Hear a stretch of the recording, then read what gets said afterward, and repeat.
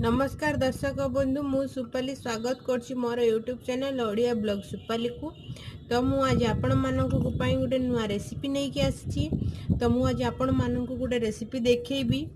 तो मु आज आपण मानक तेलुगु स्टाइल रे देखैबी। तो आज होछि मु जहनी आ मुग डाली रो तरकारी गोटे बनैबी। तो मोर वीडियो लास्ट पर्यंत आपण माने देखंतु। तो मो वीडियो केमति लागुछि मते निश्चय कहबे। तो चलतु आम आज रेसिपी स्टार्ट करवा। चलो स्टार्ट करवा। तबे स्टार्ट करवा। देखंतु मुझे अदा को गोटे छोट अदा को ग्रेट करी नौची। तो आपण चाहे भी छेचिकी नहीं पारे। तो मुझे रसुण 5 ରୁ 6 कला चुप्पा सांगरे छेची दौची। देखो मुझे छेचिकी रखी। आउ देखो सुखिला लंका काटिकी रखी। मिर्चिंगा पत्र देखो मु मुग डाली के धोईकी बतरे की रखी।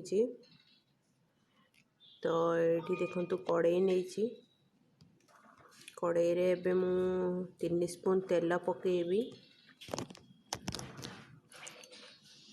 तेल पकेला परे एबे मु रसुण को फास्ट रे पकेकी टिके भाजी देबी लाल हैला पर्यंत। तो एबे देखो लाल हो गलानी। तो एटा मु साइड कर देबी। तो एबे एथिरे मु बिरी जाई पकेबी। तो बिरी जाई पकेला परे एबे सोरिष पकेबी। तो सोरिषटा टिके फुटिला परे जीरा जीरा देखो ये सब फुटी गलानी सोरिष जीरा। तो यहाँ को एबे एथिरे जो ग्रेट करके अदा रखी सेटा को भी पकई देबी।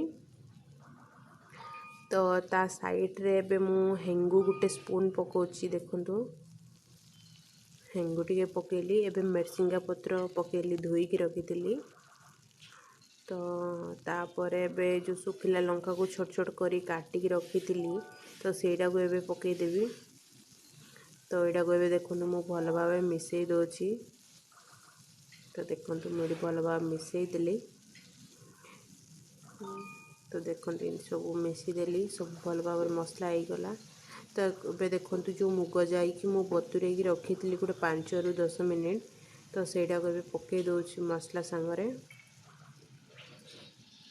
तो देखंतु मुग जाई कि घांटी बेनी। तो मुग जाई घांटीले तो मुग जाई सिजिबनी। तो ये भाया रखीदे। तापर टिके हलदी गुंड पकेबे। तो हलदी गुंड को एमती टिके मिसई देबे। तापर देखंतु मु जो जहनी की छोट छोट काटिकी रखी। तो सेटा को एबे तार ऊपर पकई दोची मुगर ऊपर। तो एबे देखंतु मु सब जाक जहनी पकई देली। तो पकईकी मु ताको टिके एबे भल से ये हाथ रे देखंतु मु साइज कर देली। करी के एबे घोड़े दोची गोटे 15 मिनिट। तो देखंतु ये 15 मिनिट पर ये तो एबे एथिरे मु लूण पकेबी। देखंतु मु लूण पकई देली। तो एटा को मिसई देबी भल भावरे।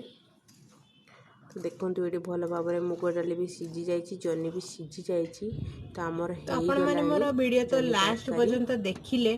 तो आपण मानकु मोर वीडियो केमिति लागिला मते निश्चय कमेंट सेक्शन में कमेंट करी कहंतु। तो जदि मोर चैनल सब्सक्राइब करनांती सब्सक्राइब करंतु। आउ जदि मोर वीडियो भल लागिथिबो लाइक करिवे फैमिली फ्रेंड्स शेयर करिवे। तो आज पई रहउची नमस्कार धन्यवाद। आउरी नुआ नुआ वीडियो आपण मानक पई मु नै के आछी। आज पई रहउची।